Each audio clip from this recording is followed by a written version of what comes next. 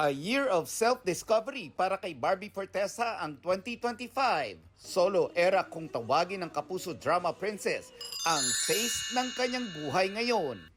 So, technically yung solo era, it applies more on my personal life. Pero in terms of work, marami akong makakasamang very exciting. Some would be my first time working with them. Sunod-sunod ang projects ni Barbie tulad na lang ng Kapuso film thriller na P77. May gagawin din siyang isa pang pelikula at isang TV series. Kailan kaya magbabalik ang tambalan nila ni David Licauco? Very soon, actually. I can't wait. Magbabalik. Siyempre may Barda pa rin is 2025. Hindi pwedeng hindi. Bago muling maglayag ang Team Barda, nag-team up muna sila ni Kapuso Oppa Jisoo para sa Daig Kayo ng Lola Ko. Bibigyang buhay nila ang K-idol and fan love story sa Kapuso Fairy Tale series. I really wanted to work with her, so finally we did. Now, he's here. Tada!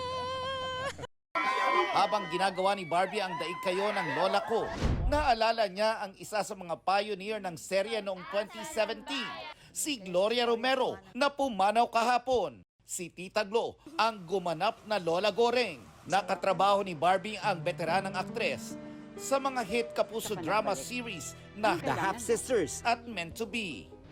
Pagmamalaki ko talaga yon. Maraming beses ko nakatrabaho ang isang Miss Gloria Romero. At ang masasabi ko talagang napaka-graceful, napakabait, napaka-professional.